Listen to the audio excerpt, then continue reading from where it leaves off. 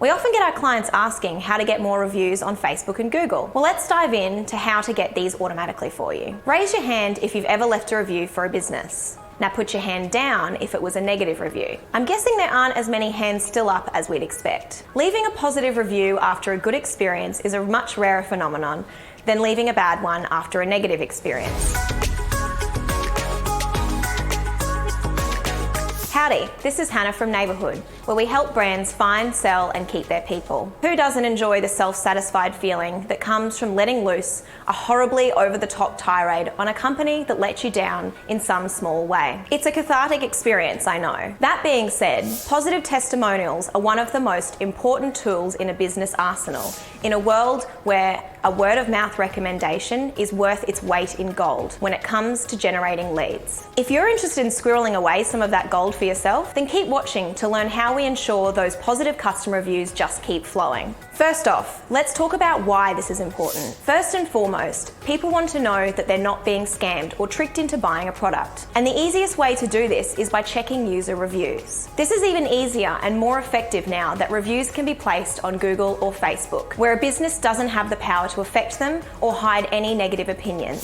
Secondly, services such as Google factor positive reviews into their ranking data. A strong review conveys trustworthiness, meaning Google is all the more willing to spoon out some of that all-important authority. The reason so many people balk at asking for reviews is because the threat of a negative review from an outlier with a bad experience can royally ruin your day. And as we've mentioned, they're a lot more likely to write their review than all your customers with nothing but great experiences. As such, what you need is a way of separating out those who are going to promote your brand before you get as far as asking for the review. Enter the NPS. An NPS is basically a short score-based review you ask your customers to complete at set intervals for your business.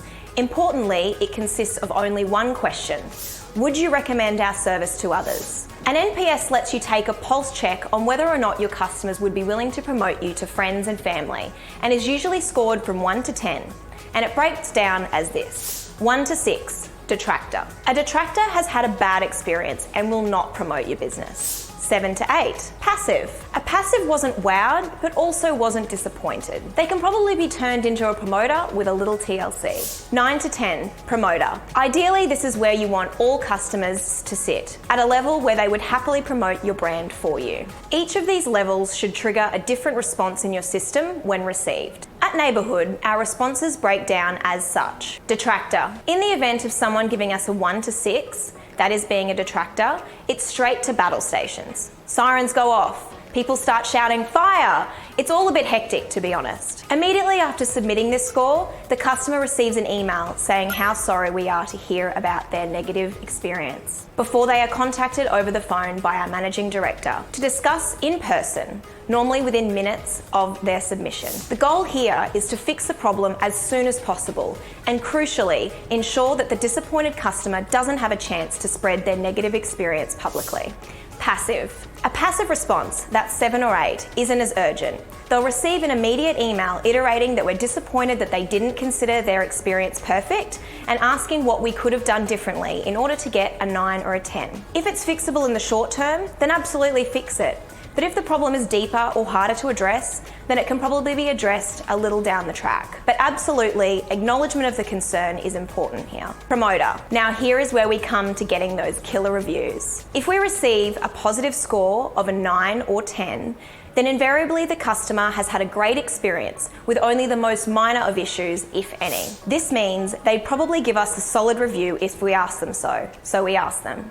Immediately after receiving their score, we'll send them an email saying how stoked we were to hear that they enjoyed our service, and most importantly, asking if they would be able to share that experience in a Google review. This means that we are only asking those that we know had a good experience to share it, and sometimes all you need to do is ask.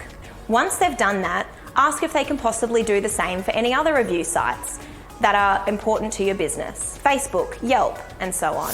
You'll find a ton of people jump on the opportunity, bolstering your profile online and helping drive more business themselves. If you've been looking for a way to set up a more consistent and reliable process of gathering reviews without sounding like Oliver Twist with his hand out, please sir, can I have some more 5-star reviews?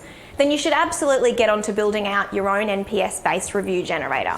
All it takes is a few emails and the humility to put yourself out there and ask people to rate your service, and you'll be on to a winner. If you're interested in other ways to generate leads without relying on crowdsourced reviews, then check out our white paper on lead generation and conversion opportunities. There's something in that for everyone. If you found this video helpful, then feel free to share with someone you know that needs a hand in getting more reviews automatically. You can also subscribe to our blog, where you'll find a bunch more tools, tips, and templates to help find, sell, and keep your people, just like Neighbourhood does. That's it from me. Happy servicing.